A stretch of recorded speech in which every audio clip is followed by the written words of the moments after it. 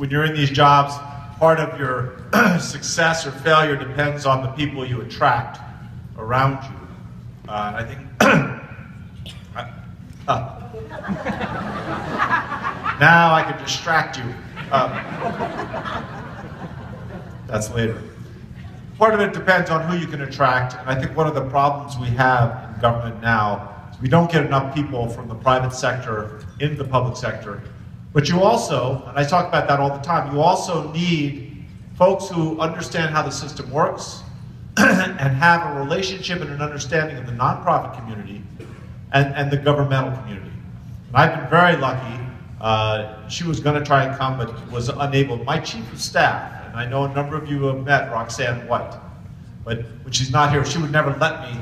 She's one of these people that does not accept praise easily.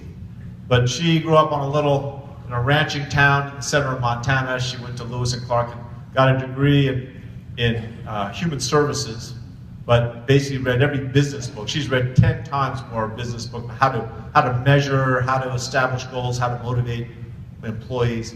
Then she moved down to San Francisco and she got a graduate degree. She kept reading the business books. Has a better understanding of business than I do, and yet she got a graduate degree in divinity. Not too many governors are lucky enough to have someone who can make the trains run on time and be very, very strong-willed about it, but also understands what it's like when people face significant challenges in their lives and how often, sometimes, just the appropriate amount of support can change people's lives. Not just the individual affected, but the lives around them. When you get a chance to see Roxanne White at some point, you should give her a pat on the back or a hug, because she sets a lot of the tone in our office. And it's not just me taking the lead on this, it's not just the Department of Human Services, and although Reggie Mika is a remarkable leader in his own right, but everyone in our administration hears about these opportunities where nonprofits can play a role and be a partner with government. And that's where you really get the best outcomes again and again. One of the real champions of this, you have Raleigh Heath and Dickie Lee Hullenhurst here. I mean, and let me just say, I realize this is Boulder County and Broomfield County, but Boulder's got the majority leader in the House and the majority leader in the Senate. I'm not sure that's ever happened before. And two great individuals who understand how to convene and bring nonprofit and business together, how to get collaborations where you don't just throw money at a problem, but you make investments. And I think that's a lot of what we've tried to do. Our primary focus, and the rest of the day I've been in northern Colorado talking about economic development, trying to reduce red tape, trying to help entrepreneurs grow their businesses. Because if you want to help nonprofits, you need resources, right? So our ability to create opportunity in these partnerships only starts if we're making a profit with our businesses, and only can expand if our businesses grow. And there's just no way of kidding yourself about that. So you've got to recognize that the business community is our partner as well. And that's what's so great about this, to hear about a business community that understands and recognizes that partnership and is willing to step up and write checks, and more than that, get their friends to write checks. You know, when I first ran for mayor in Denver, and I'd never run for student council or class president, I never ran for dog catcher, right? And everyone said to me, you know, I was running against, it was an open seat, term limited out mayor, and everyone was saying, well, who's going to support you?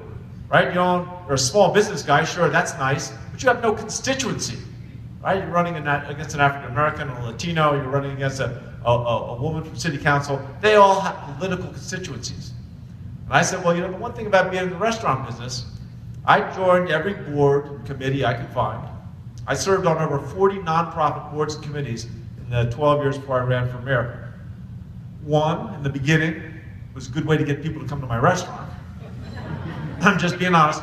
But second, I found that the time I spent on those boards and the individuals I met were at a higher quality than people I just met in my normal day and my normal turn of business. And I found myself looking forward to those the board meetings, and especially the times when you get together outside the board, when you work on a project together, whether it's fundraising or whatever, and I started, putting my energy into making sure that I was the one person that when I said I'd do something, I'd always do it. And I said that first time when I got interviewed and I was running for mayor, I said, well, I think there's a constituency out there of nonprofits, right, that have been taken for granted and don't really have historically a voice, but are doing far more for the disadvantaged. Sorry about that. I got a little excited. I must have spit on the microphone or something. But that ability of nonprofits to really lead the way and demonstrate what works and what doesn't work, right? How do you integrate the support for again, people with developmental disabilities tonight, but we support all types of initiatives and issues. But it's groups like yourselves, that merger between the nonprofits and the businesses that really can take more risk, can get out there and test and demonstrate which things work and which things don't. Mark Emery here is probably an expert in entrepreneurship and innovation, of being willing to take a risk. I'm going to guess he talks to Walt before he goes too far out on the limb. But that's how innovation happens, right? In government, we're more limited. We can't accept too much failure, so we need these partnerships. And I think our administration really focused on making sure that we want every individual, that every life matters, and we want every individual to have an equal chance to fully attain their God-given potential.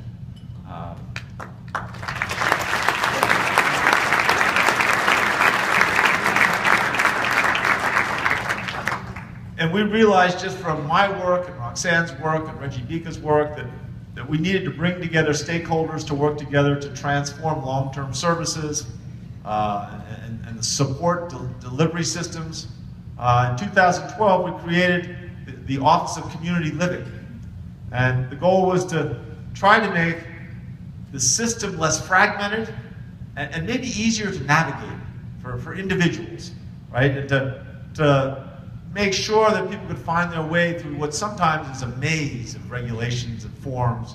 It was led by the Community Living Advisory Group. I know that several of you are in this room. And their goal was, what are the system improvements we can make that help everybody and all the organizations? And one of the first goals we set right out from the beginning was we wanted to reduce every year the wait lists for services, and the goal ultimately, and we will not stop until we eliminate that wait list.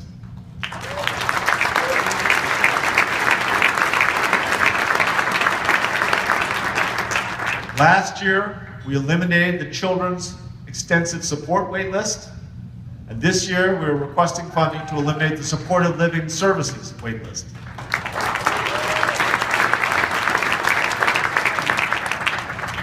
And even beyond the funds that are appropriated, we're serving more people through finding different funds, trying to leverage other resources that we have, which I think reflects the commitment of the whole, everyone we're working with.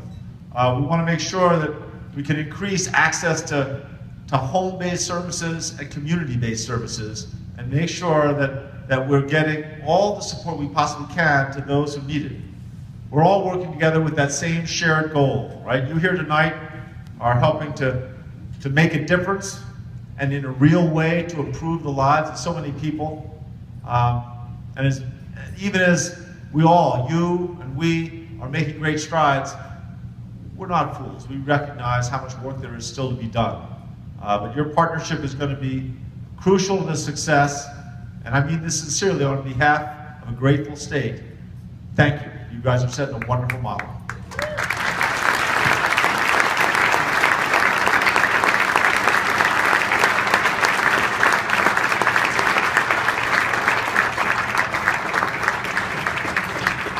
Governor, we have a small gift that we'd like to present to you in just a moment. If you'll bear with me. Please stay up there.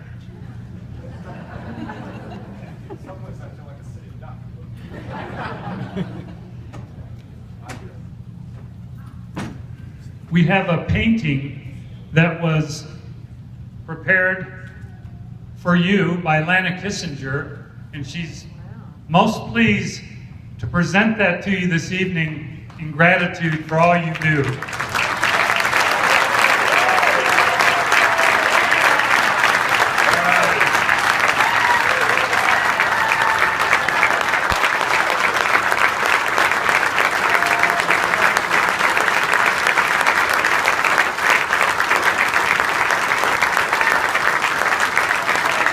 Thank you very much for joining us tonight, Governor. Thank you.